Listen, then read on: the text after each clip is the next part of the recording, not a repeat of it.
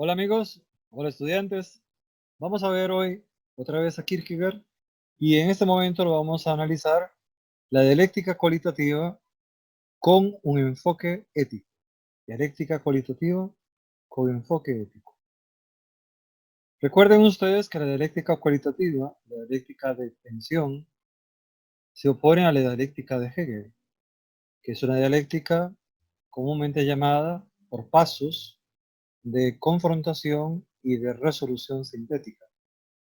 No es que Hegel haya trabajado de esa forma, sino que, igual que Kierkegaard, a medida que va exponiendo sus temas, va tratando de resolver un problema. Y en el caso de Hegel particularmente, lo resuelve creando una síntesis dentro de los contrarios, o a partir de los contrarios.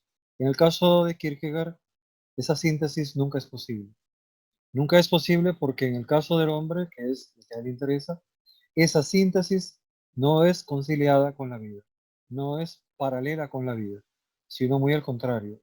La vida supone una eterna oposición, la vida es aquello que se teje desde las oposiciones y la oposición como tal no puede ser vencida, sobre todo porque el hombre no es solo razón. Si fuera razón, como la historia, como la ciencia, todo llegaría a un punto de conclusión.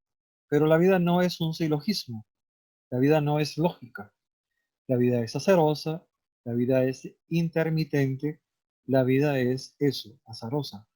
Y en consecuencia, en ese arbitraje tan diverso que tienen las condiciones y las posibilidades humanas, se tejen las diferencias.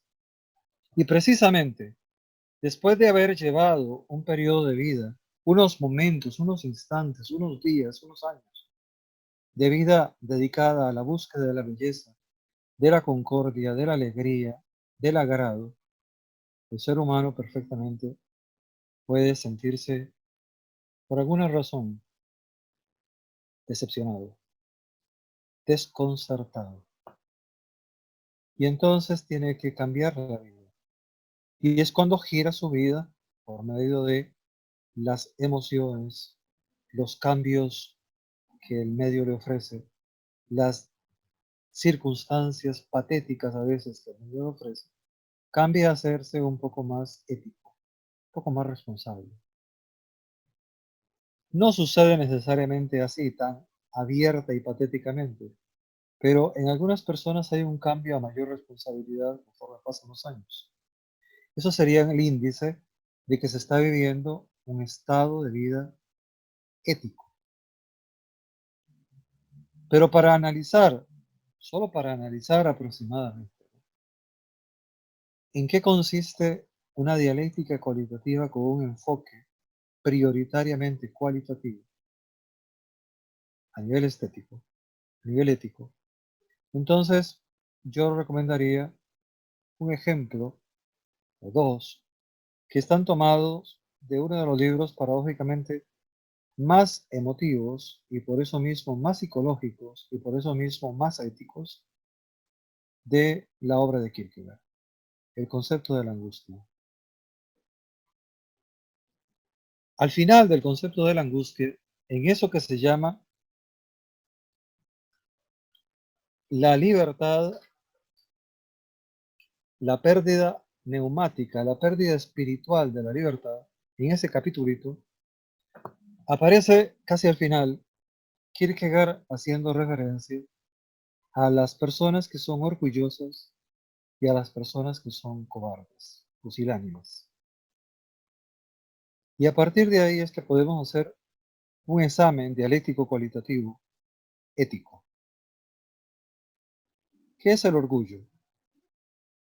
El orgullo es una condición, si se examina con ojos de ético, es una condición vana, superflua, donde el yo presume de mucho yo y a partir de eso trata de subestimar y de imponer sus criterios con toda desconsideración sobre los demás. Y en ese nivel y en ese orden, entonces el yo, autoritario, manipulador, despectivo, no solo va contra la razón, va contra lo convivencialmente necesario, sino que además pasa por una persona bastante insegura. O sea, se califica a sí mismo sin querer como una persona bastante insegura y por eso bastante temeraria. Y entonces a partir de ello podemos ya hacer un examen dialéctico cualitativo kierkegaardiano. ¿Qué es el orgullo? El orgullo es no querer admitir un yo, una posición que él supone que si la admite, vendría a calificarlo de menos socialmente. Es la admisión de que los demás no tienen que tener razón, yo sí la debo tener, pero los demás no pueden tenerla, porque en caso de yo admitirlo, yo me vendría abajo en la estima social. Es un no querer admitir y un querer adjudicar a los demás un peso de autoridad desmedido desde mi propia persona. Siendo yo la autoridad, siendo yo el poder, adjudico mi criterio como absoluto. El ser humano se adjudica el carácter de absoluto. Entonces, en ese sentido, el orgullo podría ser algo absurdo. Es absurdo que alguien finito, que alguien que va a morir, que alguien que dentro de 25, 30, 40, 2 años, en cualquier momento, deja de existir, se considere absoluto. Es absurdo. Y sigue siendo absurdo todavía, contradictorio racionalmente, que se defienda por vía de la razón. Yo soy el que tiene autoridad, yo soy el que manda, podríamos personalizarlo más, yo soy el padre de familia, ustedes son mis hijos, yo tengo experiencia, yo soy la autoridad, soy la ley. Es mucho más cómico y mucho más paradójico, porque siendo todas esas cosas probablemente, está tan cegado que no alcanza a comprender la ridiculez de su posición. Y estaría todavía mucho más cegado y mucho más comprometido con lo cómico, al nivel de lo absurdo, si se reconoce como un ser inteligente y además sabe que su posición no es muy correcta y desea continuar conservando su criterio de orgullo.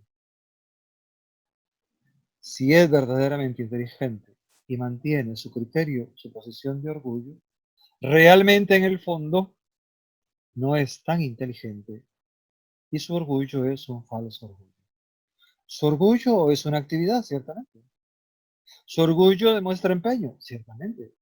Pero su orgullo es rotundamente ridículo, cómico, nefasto porque causa el mal. Y en el fondo lo que es no es una posición valiente, sino una posición cobarde. El orgulloso es cobarde realmente, no es poderoso. Él sabe que si fuera un poquito inteligente, tendría que admitir que los demás tienen razón y tendría que ceder. Pero es tan cobarde que no quiere cederle a los demás esa mínima oportunidad. Y entonces recae más que en la inteligencia, en la necedad, en la majadería, en la injusticia y por tanto en la ridiculez. El orgulloso a ese punto es cobarde, poco inteligente y además de eso, ridículo. Y pone Kierkegaard otro ejemplo, el ejemplo del cobarde, del pusilánime. Los pone los dos juntos, el orgulloso y el pusilánime y el cobarde. ¿Qué pasa con el cobarde? Con el pusilánime. El pusilánime no quiere tomar ninguna decisión. Es un cobarde. Es una persona que le teme a todo, que le teme al riesgo. Pero la vida es riesgo. ¿Me caso o no me caso? Lo más que usted puede hacer es preguntarle a alguien. Mire, ¿a usted le parece que me case o no me case? Cuando el Nicómago le pregunta a su padre Aristóteles, Padre, ¿me caso o no me caso? Aristóteles le dice, Hijo mío, esta pregunta, como todas muchas otras, no te la debes contestar, porque te puedes arrepentir de cualquier respuesta que le des. El cobarde ni siquiera se atreve a preguntarse algo. El cobarde apela a una actividad mínima, reducida, pasiva. Se queda viendo a ver qué pasa. ¿Está temblando o no está temblando? Se queda viendo a ver qué pasa. Ni siquiera se puede levantar, ni siquiera puede preguntar, tiene miedo. Sabe que la pregunta de examen está mal elaborada. Y no pregunta, profesor, mire, esta pregunta está mal elaborada, ¿sí o no? No, no, tiene miedo. Se queda calladito y espera que alguien hable por él. Ese es el cobarde.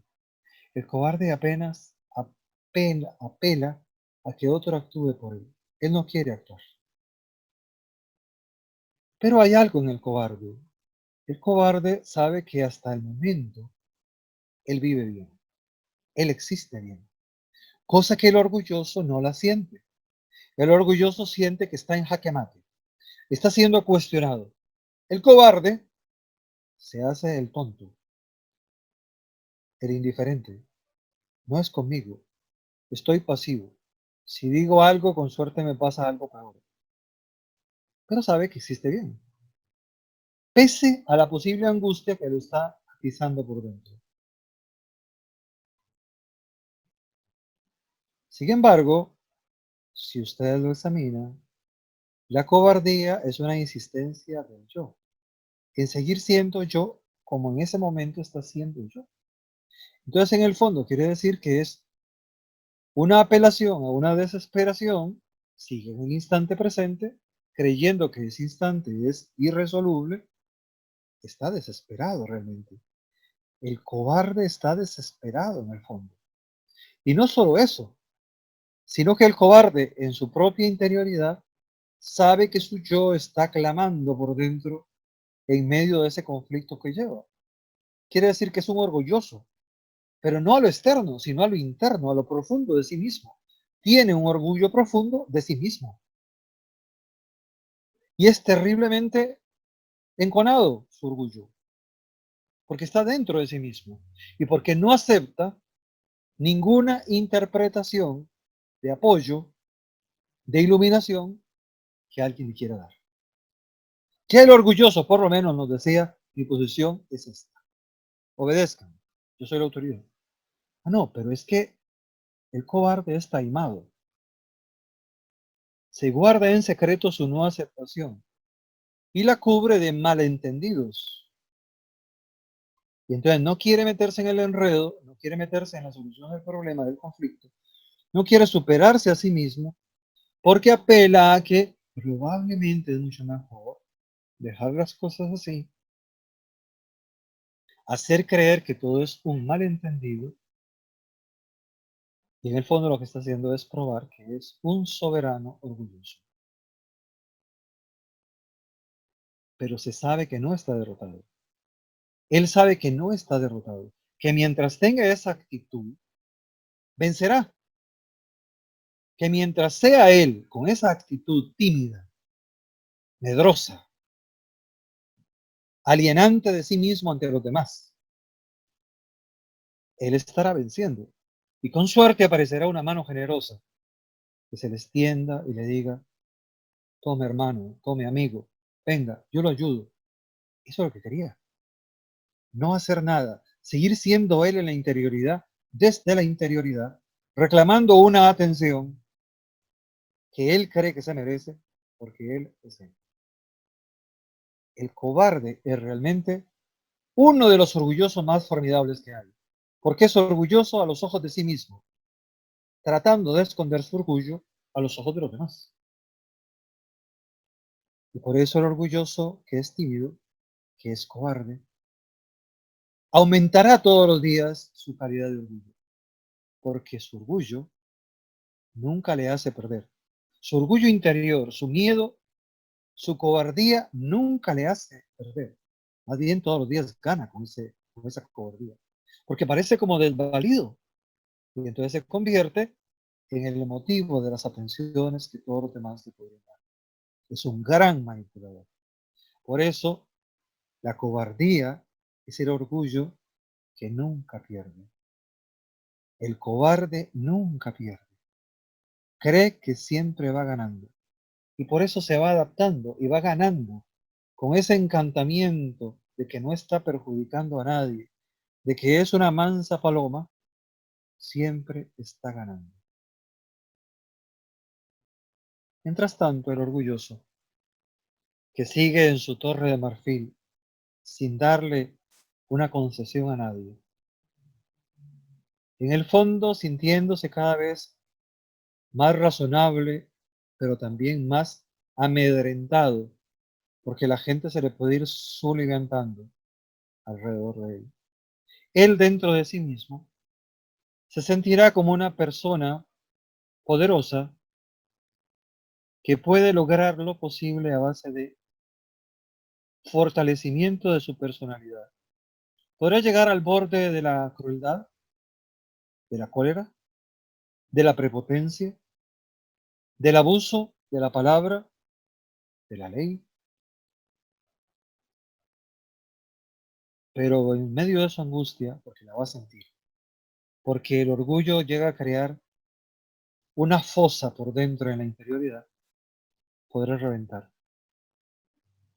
Y entonces es la personalidad entre el cobarde y el orgulloso es la personalidad más frágil realmente, porque no quiere que lo posible pueda suceder.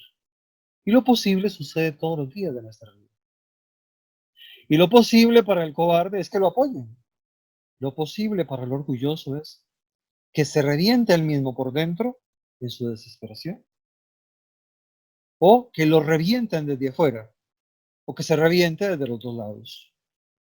Por eso, Kierkegaard compara al orgulloso con el soberbio pecador, con el que no quiere cambiar, con el que cree que con el poder, las leyes, la autoridad y sus conocimientos puede lograrlo todo. No se puede lograr todo desde esa posición, y mucho menos conocerse a sí mismo y desarrollarse desde la propia interioridad. Por eso Sócrates estaría en contra del orgulloso. Por eso Sócrates hacía dialéctica contra los que presumían, orgullo, de saberlo todo. ¿Se acuerdan ustedes aquel pasaje del Menón donde están tratando de resolver un enigma geométrico? Están tirados al final en la arena, dibujando las distancias, las medidas que tiene que haber en un área para poder comprar ese terreno y para saber cuánto mide en el fondo. Todos presumen de sus conocimientos, todos presumen de su retórica. Y como no pueden ponerse de acuerdo, Sócrates le da la oportunidad al más inepto de todos, a un esclavo negro. Esclavo y negro. En el mundo antiguo, dos cualidades totalmente difíciles para vivir. Y el negro resuelve rapidísimamente el enigma. El conocimiento no depende de la audacia para razonar. El conocimiento no depende de los estudios que tengas. El conocimiento real depende de lo que dentro de ti haya de apertura a la verdad. Por eso el orgulloso está aterrado de reconocerse verdaderamente como un manipulador y como un verdadero cobarde. En el fondo es un cobarde. No quiere reconocer su posibilidad de ser finito y de que los demás lo corrijan y lo confirmen. Y el cobarde realmente es un orgulloso que no quiere dejar de ser sí mismo porque quiere vivir de estar acomodando a los demás a su propia voluntad. Las dos actitudes no son éticas, pero son posibles y pueden ser analizadas como comportamientos de un ser humano desde un punto de vista ético. Y un tercer punto, y un segundo punto, un ejemplo, es el ejemplo de la gravedad. Lo pone Kierkegaard en un texto muy breve, seguido de estos dos ejemplos que hemos dicho. Pone el ejemplo de Macbeth. una obra de Shakespeare, y está hablando de la gravedad, igual que venía hablando en otro libro sobre la capacidad de definir qué es entender. O sea, la gente presume de sabia y simplemente, estilo socrático, si usted le pregunta, dígame qué entiende por lo que está entendiendo, dígame qué entiende por tal palabra, la persona demuestra que se enreda. Eso a Kierkegaard le sacaba de quicio. La pretensión del erudito que cree que todo lo sabe. Defíname 3 palabras o una sola y ya veremos. Pues bien, hagamos dialéctica cualitativa con esta parte que la titula él, ¿qué es certeza? ¿Qué es intimidad? Y para contestar eso previamente, trata el tema de la gravedad, que es el tema que éticamente quería presentarles. Dar una definición es seguramente muy difícil. Diré, sin embargo, es gravedad. Todo el mundo entiende esta palabra, gravedad. Mas por otra parte, es realmente notable que no haya ciertamente muchas palabras que sean tan raras veces como este objeto de consideración. Pocas veces se examina esta palabra, gravedad. Después de haber asesinado al rey, prorrumpe Macbeth en estas palabras.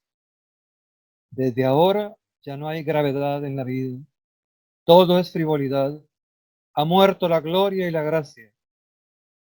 El vino de la vida está apurado.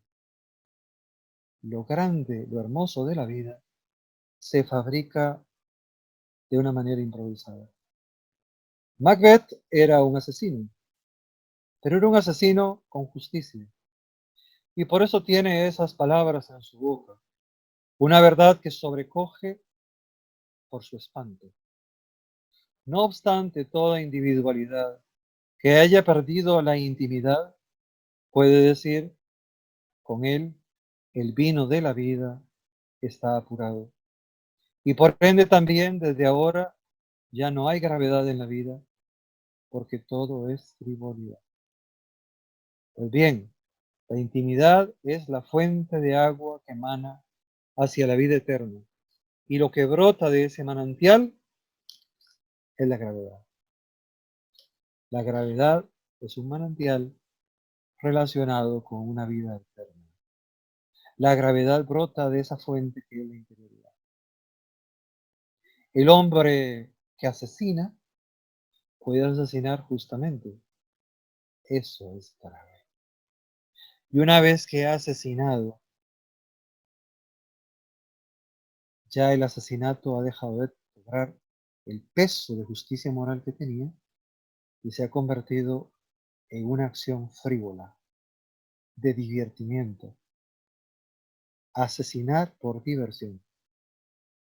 Hannah Arendt, la filósofa judía, estudiante de Jaspers y de Heidegger, lectora empedernida y traductora de San Agustín, tenía una frase: cuando las éticas se hacen banales. Eso mismo. Cuando un asesinato está justificado por defensa propia, para evitar un mal, por una situación de guerra justa, de defensa propia. Pero por otra parte, si lo miras, te quedas estático, perplejo, y recapacitas. Es que ahora matar ya no tiene la gravedad de antes. Es que ahora matar se puede hacer por deporte. Ahora cuando maté, antes era grave y era una responsabilidad mundial, social, individual, histórica.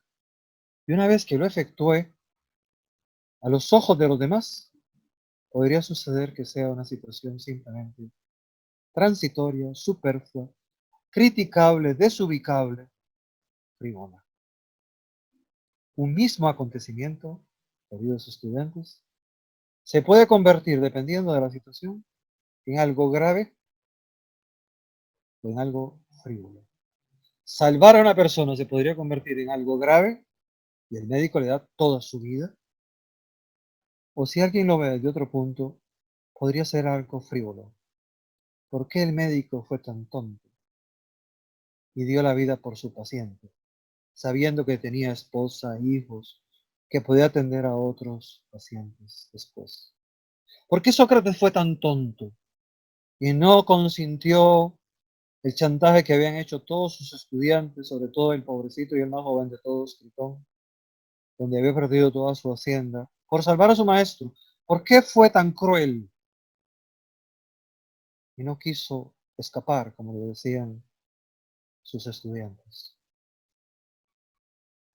Porque el valor era otro. Dar la vida dando una educación de corte moral, donde se diga que hay que crecer en la interioridad, es demasiado grave y sería demasiado frívolo dejar de dar la vida y enseñarle a los estudiantes a escapar responsablemente para obtener un placer transitorio que en el caso de Sócrates podría haber sido vivir alguna decena más de años. Pero el ejemplo, la gravedad, estaba en la sinceridad de la vida interior. Y ahí es donde está el peso entonces de las cualidades a nivel ético en una dialéctica cualitativa. En el peso que llevan esas actividades como creación de una interioridad. ¿A qué nivel, a qué grado de interioridad estamos recurriendo cuando una persona se decide desde su deliberación y desde su propia pasión espiritual a actuar? Por eso dice Kierkegaard en el concepto de la angustia, cuando el espíritu está decaído, cuando el espíritu está abolido, ¿qué ética sale de ahí? Cuando el espíritu está muerto en el suelo, ¿qué ética sale de ahí? No es el espíritu que va a salvar la mediación hegeliana, no, es el espíritu de carne y hueso de una persona que se siente viviente, como ético, como padre de familia, como esposo. Lo que sale de ahí es creación personalísima, creación respetabilísima, si ha sido hecha con conciencia, con verdadera entrega, convencimiento y por tanto, con lo que yo diría Kierkegaard, con verdad subjetiva. Muy bien, amigos. Espero haberles ilustrado de esta manera la dialéctica cualitativa y un enfoque ético, según el pensador